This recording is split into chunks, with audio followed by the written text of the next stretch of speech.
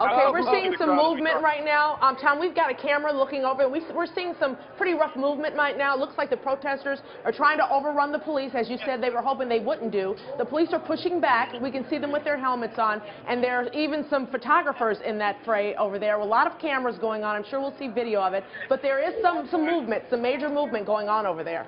Yeah, I'm actually right in the middle of it now. I'm just, as you were talking, I was watching it too, and moving a little bit closer to it now. That's on the other side of Michigan from my position, but now I'm on that side and sort of getting in, tripping over a barricade, pardon me, and right alongside the blue helmeted Chicago Police Riot Squad.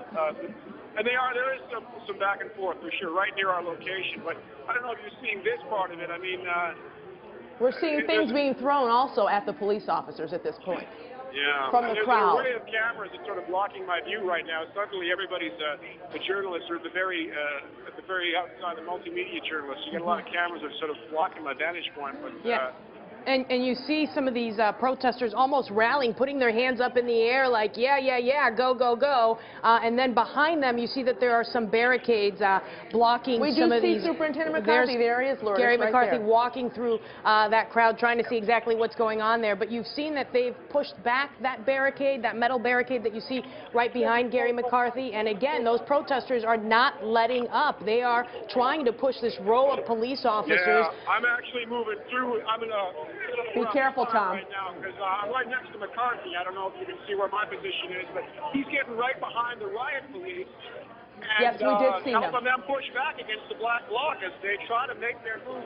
This is a spot I'm not going to be able to maintain for very long. I've covered a lot of these. It's been my good fortune or bad to cover a lot of these in a lot of different cities.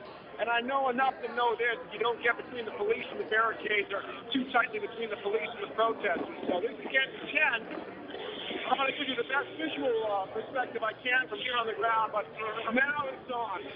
Yeah, this protest is no longer things being thrown. We feared would come. This is the flashpoint. We feared would come, and the police are doing me the favor of barricades around me and pushing me back. So it's not the worst thing in the world, but I'll tell you what's happening in there is, because that is anarchy. That is what the black bloc was working toward, hoping would happen. Yeah. That is the flashpoint that we feared, and it's happening right on Michigan Avenue. Tom, if you need to get out, go ahead and get out, because we want to make sure that you're safe, because we see...